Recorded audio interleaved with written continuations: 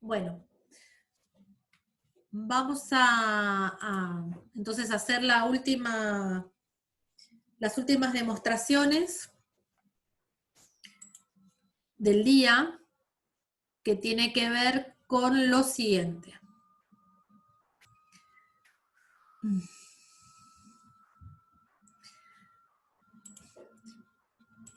Van a ver que en lo que es todos los desarrollos ¿cómo se llama?, de canales, hay muchas demostraciones que las van a sentir mencionadas para lo que son canales de gran anchura, ¿sí? Y yo me quiero detener un ratito acá, creo que vale la pena, primero para ver el concepto de lo que es este canal de gran anchura, y después para que tengan en cuenta que en muchas demostraciones, por un tema de simplicidad, se van a hacer para canales de gran anchura y después se van a poder extrapolar, digamos, esos resultados y esos análisis a cualquier tipo de canal, ¿sí? Bueno, el canal de gran anchura no es otra cosa que un canal que tiene un ancho tal que solamente se va a considerar una sección de ese canal, ¿sí? Una sección que va a tener un ancho de 1 metro, la altura I, y donde fíjense que el ancho superficial va a ser solamente esa pequeña porción de 1 metro considerada, ¿sí? Si ustedes ven acá, el perímetro mojado de este canal, si nosotros tuviéramos que decir cuál va a ser el área de este canal de gran anchura, el área, cuál va a ser el perímetro mojado y cuál va a ser el radio hidráulico y también la profundidad hidráulica, fíjense que el área va a ser I por 1 metro. El perímetro mojado solamente, recuerden por definición, es aquel que está en contacto del fluido con el límite sólido, o sea que va a ser solo de 1 metro. Con lo cual el radio hidráulico, que es el área sobre el perímetro mojado, es I por 1 dividido 1, es directamente I. Y la profundidad hidráulica, que es el área sobre el ancho superficial, también va a ser I por 1 metro dividido 1 metro, también es I. Esta simplicidad de que en un canal de gran anchura, tanto la profundidad hidráulica es directamente I, como el radio hidráulico es directamente I, va a hacer que en muchas de las demostraciones esto se simplifique, ¿sí? Voy a volver a mostrarles la planilla de las secciones, que hoy cuando la vimos le dije esta la paso por alto. Fíjense, el primer caso que ustedes tienen, que acuérdense que es la tabla 9.3 de la página 420, está esto que acabamos de decir. El área es I, el perímetro mojado es 1, el radio hidráulico es I, igual que la profundidad hidráulica, ¿sí?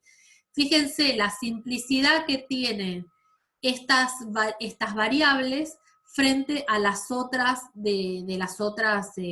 ¿cómo se llama?, secciones, ¿sí? Por eso es que en muchas de las demostraciones que vamos a hacer, van a ver que se hacen para canales, lo que llamamos canales de gran anchura, ¿está? ¿Me siguieron hasta ahí?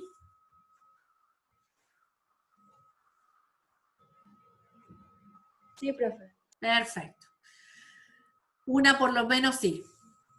Entonces, vamos a hacer algo más ahora, a jugar un poco más con esta ecuación que habíamos visto. Esperen que vuelva donde estábamos.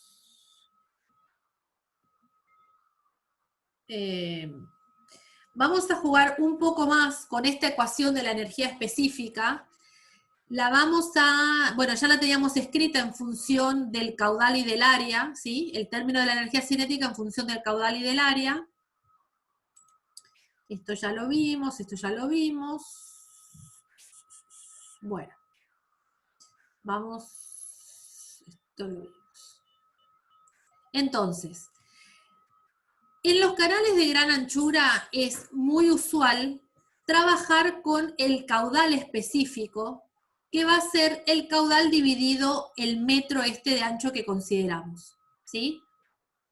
Entonces, en la expresión de la energía específica que teníamos antes, en función del caudal y del área, al caudal lo voy a escribir, fíjense, en función del caudal específico por un metro, ¿sí? El caudal siempre va a ser este Q minúscula por un metro, que como dice acá lo tengo que elevar al cuadrado, así que acá lo elevé al cuadrado, ¿está? Eso lo tengo que dividir por 2G y por el área al cuadrado, y el área al cuadrado es, fíjense acá, I cuadrado por un metro cuadrado, ¿está?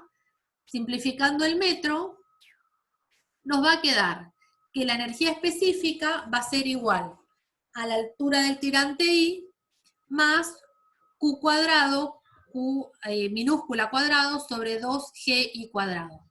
Y recuerden, esto no es otra cosa que el que acabamos de hacer antes del intervalo, solamente que está referido en términos de caudal específico porque es, ¿cómo se llama? Caudal, sí, específico, porque está hecha para un canal de gran anchura. ¿Qué vamos a hacer con esto? Vamos a trabajar un poquito esta expresión. A ver, este I lo paso restando para allá, y a todo eso lo multiplico por 2GI cuadrado, que es esto que está acá abajo, y vamos a despejar el valor de Q. Q igual a 2G I cuadrado por menos I cubo, ¿sí? Tengo esta expresión. Bien, de esta que está acá, de esta forma de expresión, hoy que habíamos dicho, vamos a mantener el Q constante y vamos a graficar E versus I manteniendo este Q constante. Fíjense cómo acá se aprecia bien, bien claro cómo es la forma de esta curva, donde dijimos, el valor de E siempre va a tomar el valor de I más un plus, ¿sí? Un plus que tiene que ver con este término, ¿sí? Y se va a hacer asintótico tanto a 45 grados como a la horizontal. Ahora, lo que tengo dibujado acá a la derecha es lo mismo, pero donde lo que dejo como valor constante es la E, y voy variando Q en función de I, ¿sí?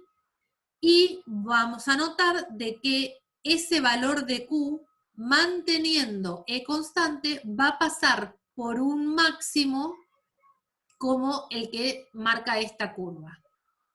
Entonces, fíjense lo siguiente. Si yo tengo el valor de la energía específica, el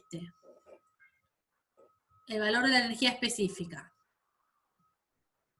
mínimo,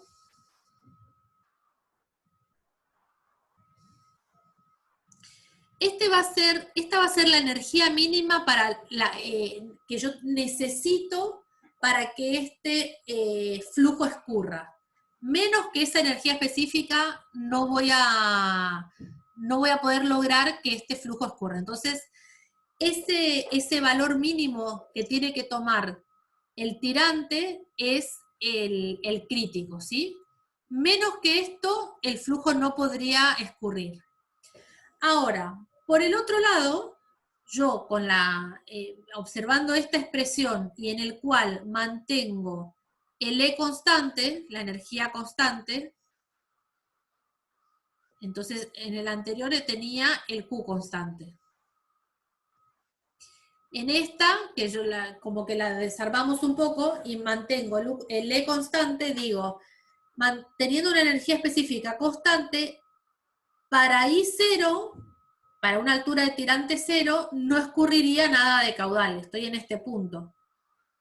Y lo que veo es que si voy aumentando el tirante I, llega el momento en que no puedo escurrir más caudal, el caudal estaría pasando por un Q máximo, a partir del cual de nuevo empieza a decrecer. Por supuesto, todo esto lo que está poniendo en juego es el tema de la fricción de las paredes, ¿no es cierto? Eso es lo que se pone en juego acá.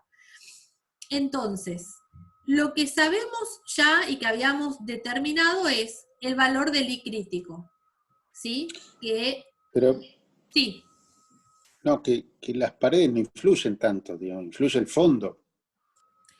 Bueno, en este caso de gran anchura, tenés razón. Igual después se va a aplicar para cualquiera, se va a extrapolar para todos. Pero es correcto. Lo que decís vos, el perímetro mojado. Sí, las paredes de ese perímetro mojado. Es correcto, sí.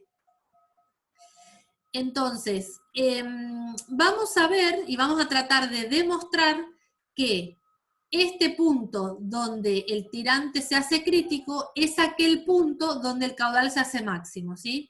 Acá es una especie de como de enroque de ecuaciones, pero es para demostrar esta realidad que acá está metida ya en el gráfico y que, bueno, que es demostrable, ¿sí?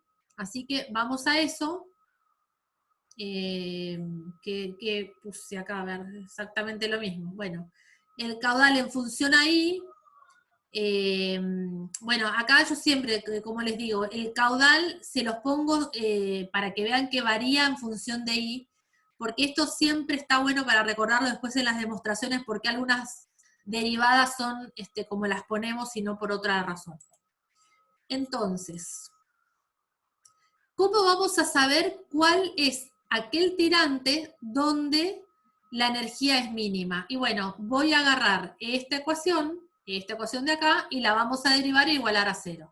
Prácticamente ya lo habíamos hecho antes, pero ahora está hecho para canal de gran anchura. Entonces, derivando esto, ¿sí? Nos va a quedar que 0 es igual a la derivada de 1. Todo esto es una constante, Q cuadrado sobre 2G, en realidad me queda I a la menos 2, cuya derivada es menos 2, I a la menos 3, no creo que haga falta hacerlo, y esta va a ser la derivada de esto, ¿sí? Si yo despejara el valor de Q, entonces me va a quedar raíz de G por I crítico al cubo. Entonces, esta va a ser la relación que voy a tener entre el caudal y el I crítico para cuando la energía específica sea mínima. Ahora, vamos a... Bueno, este valor en realidad del I crítico y Q sale de despejar acá, pero por ahora no lo voy a usar, así que no lo voy a mencionar mucho. Vamos al revés, entonces, de la otra ecuación. ¿Qué tirante va a corresponder para el cual el caudal sea máximo, ¿sí? Entonces, lo que estoy haciendo, voy a volver un cachito a esto, es sacar este valor de I para esta curva y sacar este valor de I para esta otra curva, ¿sí? Eso es lo que estoy haciendo. Entonces, ¿qué tirante va a corresponder al caudal máximo? Entonces derivo Q respecto de I. Dijimos, Q, que es una función de I, es todo esta expresión, que la puedo escribir en lugar de con la raíz cuadrada, elevado todo esto que está ahí adentro, elevado a la 1/2. Si yo tengo que derivar esto respecto de I, tengo que hacer todo lo que está acá dentro del paréntesis, lo multiplico por 1/2 y me queda por menos 1/2, le resto 1, y a su vez eso tengo que derivar todo lo que está acá adentro. La derivada de lo que está acá adentro es 2G que es la constante, es una constante por una función. Es el valor de la constante por 2i por e menos 3i al cuadrado, ¿sí? Trabajando un poquito esta expresión, me queda, fíjense, 2 y todo este término en realidad elevado a la 1/2 que está en el denominador, y arriba me queda 2G por 2i por e menos 3i cuadrado. Y ahora tengo una expresión que está igualada a 0. Esta expresión, no olviden que lo que estoy averiguando es el valor de I para la cual esta expresión se cumple. Entonces la única manera que esto se cumpla para valor 0 es que el numerador sea 0. para que el numerador sea 0, tiene que ser, este es un producto en el cual la gravedad nunca es 0, por lo cual lo que tiene que ser 0 es este paréntesis, y lo escribo acá, 2 por i por e menos 3i cuadrado igual a 0. De tal manera que acá puedo determinar que el valor del q máximo del i, para el cual el q va a ser máximo, que es esta expresión, va a ser igual a 2/3 de e, ¿sí? Retengan este valor. Vamos a ver entonces que, bueno, lo escribí acá de nuevo. Entonces, tenemos el valor del q máximo va a ser 2/3 de e. Yo lo que quiero saber ahora es, me voy a preguntar cuál es el caudal que obtengo, este caudal máximo, qué valor tiene cuando yo lo reemplazo por digamos, este valor que encontré recién. Entonces tomo de nuevo mi expresión del caudal y reemplazo el valor de i por el que encontré para el q máximo, ¿sí? ¿Qué hago? Bueno, de nuevo, escribo a la 1/2, a ver. No sé para qué, nada. En realidad, el valor de q máximo, acá tengo 2g, y acá reemplazo i cuadrado por e por 2/3 de e al cuadrado, me queda 4/9e cubo, y menos i al cubo me queda 8/27, operando un poquito, sacando factor común e cubo, me queda 12/27 menos 8, me queda 2g 4/27 por e cubo, y operando me queda 8/27 e cubo. Que si lo vuelvo a reemplazar por lo que yo tenía como valor de q máximo, fíjense que 8/27 sobre e cubo es esto elevado al cubo, con lo cual el valor de q máximo va a estar dado por la raíz de g por i de q máximo al cubo, ¿sí? ¿Y qué pasa? ¿Con qué me fijo yo esto? Ahora, voy a volver unas demostraciones para atrás, para que vean que cuando yo hice la primera demostración de tratar de encontrar cuál era el valor cuál era la condición que tengo entre el caudal y el I crítico, llegué a que la condición del caudal para el I crítico es Q igual a raíz de G por I crítico al cubo. Y estoy encontrando que el valor de Q máximo se da para una condición que es idéntica a esta. El Q máximo se da para G y Q máximo al cubo. Entonces, no queda otra que decir que ese valor es también el del I crítico, ¿sí? Que el I para el cual se da el Q máximo también es el I para el cual se da el crítico. Y eso, escrito acá, es afirmar lo que habíamos puesto de que este valor es el mismo. Entonces, el valor de aquel donde se da la energía específica mínima es el mismo valor para la sección donde voy a poder tener el valor del caudal máximo en esa sección que va a poder escurrir. Quiero ver si tengo algo más para decirles. Esto es lo mismo que teníamos. Bueno, acá hay distintos gráficos ¿cómo se llama? De este gráfico, digamos, distintos valores del gráfico, donde se observa, por ejemplo, en azul, para una condición, ese se corresponde con el primero que está acá, y así sucesivamente. ¿Sí? No tiene otra cosa que mostrar que pueden haber distintos valores en distintas secciones de mi canal. Y bueno, a ver esto que está acá, más de lo mismo, no cambia nada, a ver, no agrega nada. Vamos a ver las últimas observaciones que dice, para el caudal crítico la energía específica es mínima y el caudal es máximo. La velocidad crítica para un canal de gran anchura resulta, bueno, nada, es operar con el número de Froude. Ustedes siempre acuerden, y de ahora en más, que todo lo que tenga como condición de crítico va a ser ese pico en el gráfico este pico donde el tirante, la energía específica es mínima o el caudal es máximo, ¿sí? Y esa es la condición de tirante crítico. Y todo lo que tenga subíndice C va a ser crítico, ¿sí? Cuando el tirante del canal es mayor que el crítico se denomina subcrítico y después supercrítico. Bueno, esto ya lo habíamos mencionado.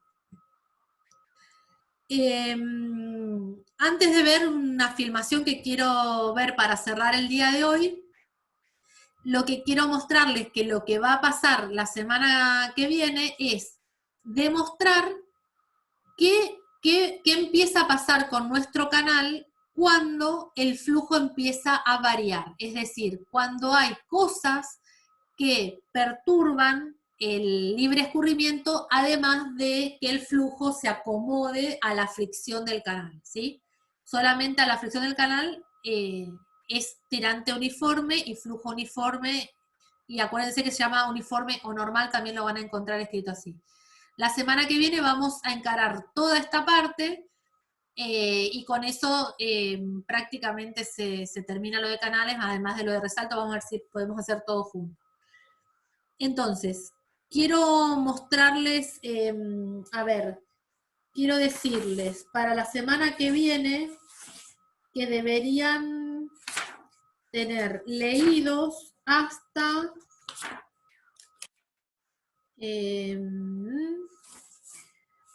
la página 390, ¿sí? Si pueden, por favor, leído y bien fresco, por decir así, leer hasta página 390, ¿sí? Porque a partir de la semana que viene ya empezamos con el punto 9.3, que es flujo gradual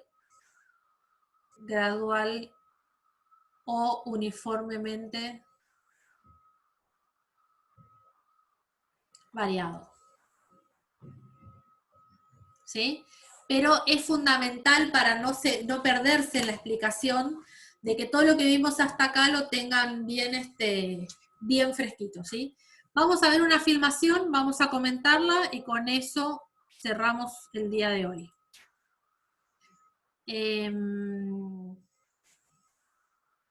La carga total relativa al fondo del canal es la llamada carga o energía específica, o suma de la profundidad y la carga de velocidad. A caudal constante, esta suma variará de acuerdo a curvas que se conocen como diagrama de carga específica y que muestra que para un caudal y carga específica dados, hay dos profundidades posibles. El flujo puede pasar de uno a otro pasando sobre una elevación del fondo, de forma de aumentar la altura hasta producir la carga específica mínima o profundidad crítica en su cresta. Las condiciones críticas corresponden al número de Froude unitario. Por lo tanto, a los flujos con velocidades subcríticas, profundidad mayor que la crítica, corresponden números de Froude menor que la unidad y viceversa.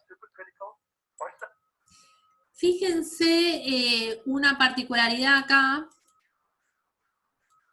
Bueno, lo voy a dejar hasta el final y después lo profundidad chusmeamos. mayor que la crítica, corresponden números de Froude menor que la unidad y viceversa.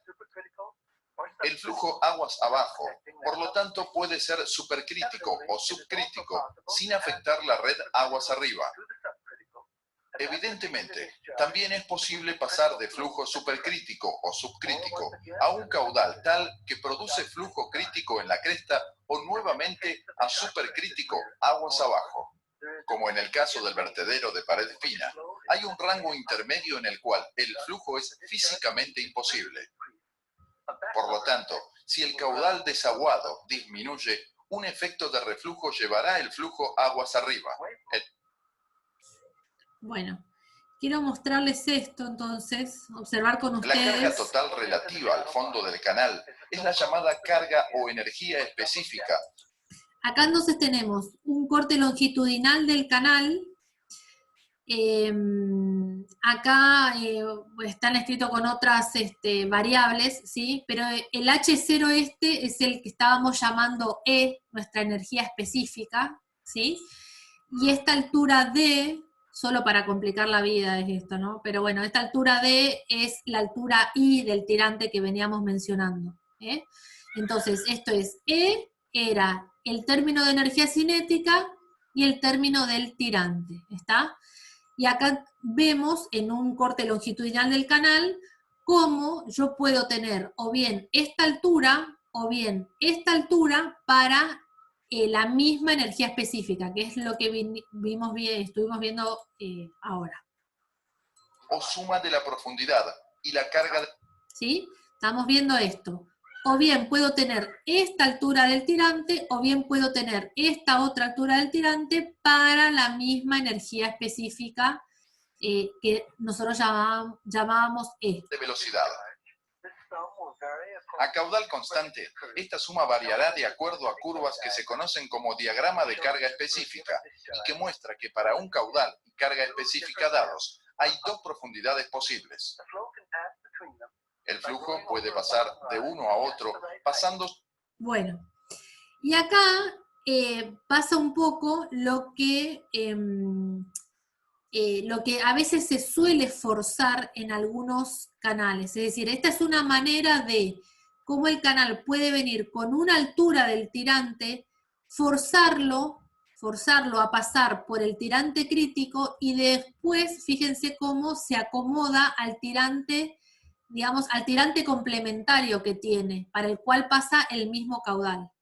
Sobre una elevación del fondo, de forma de aumentar la altura hasta producir la carga específica mínima o profundidad crítica en su cresta. Las condiciones críticas corresponden al número de Froude unitario. Por lo tanto, a los flujos con velocidades subcríticas, profundidad mayor que la crítica, corresponden números de Froude menor que la unidad y viceversa. Es menor que la unidad y viceversa. Bueno, recuerden, esperen que lo quiero parar antes. Corresponden... De acá quiero que se fijen, digamos, que fijen esta idea siempre. Condición crítica, Froude es igual a 1. Condición subcrítica, donde el flujo es más lento, el valor de Froude es menor a 1. Y condición supercrítica, donde el flujo es mayor a 1, el tirante es más pequeño. Y la velocidad, por supuesto, acá se tuvo que acelerar el flujo, ¿no? Para pasar siempre la misma cantidad de caudal.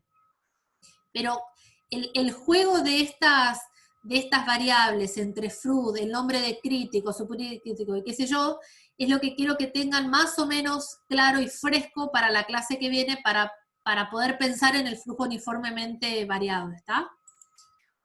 Números de Froude menor que la unidad y viceversa. El flujo aguas... Bueno, acá no logran, digamos, el flujo no se logra acomodar a un flujo supercrítico, tiene Froude menor a 1, pasa por el crítico y sigue estando con Froude menor a 1. Esto debe ser porque, digamos, aguas abajo que uno acá no está viendo en la filmación, lo están manejando de tal manera que están logrando esta condición después del crítico, ¿sí? Estas cosas son las que vamos a entender la semana que viene. Abajo. Por lo tanto, puede ser supercrítico o subcrítico sin afectar la red aguas arriba. Evidentemente, también es posible pasar de flujo supercrítico o subcrítico a un caudal tal que produce flujo crítico en la cresta o nuevamente a supercrítico aguas abajo. Como en el caso del vertedero de pared fina, hay un rango intermedio en el cual el flujo es físicamente imposible. Por lo tanto, si el caudal desaguado disminuye, un efecto de reflujo llevará el flujo aguas arriba. Bueno, eso lo vamos a entender La carga total relativa. la clase que viene. Bueno, entonces, en principio nos vemos el lunes a las 10, que vamos a resolver el segundo parcial, y después nos vemos el martes que viene a las 9,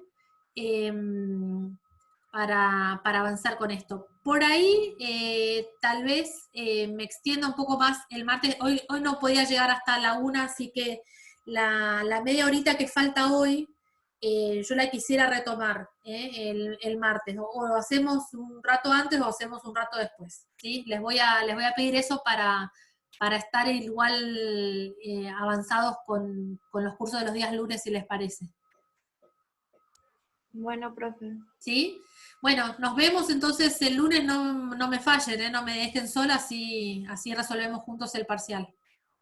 El lunes a las 10 de la mañana. A las 10, el lunes a las 10. Lunes 21 festejamos la primavera y con una flor en el ojal. Perfecto, profe. ¿Sí? Bueno, chicos, nos vemos. Buena semana. Igualmente, chao. Adiós. Chao, hasta luego. Chao, chao. Chao.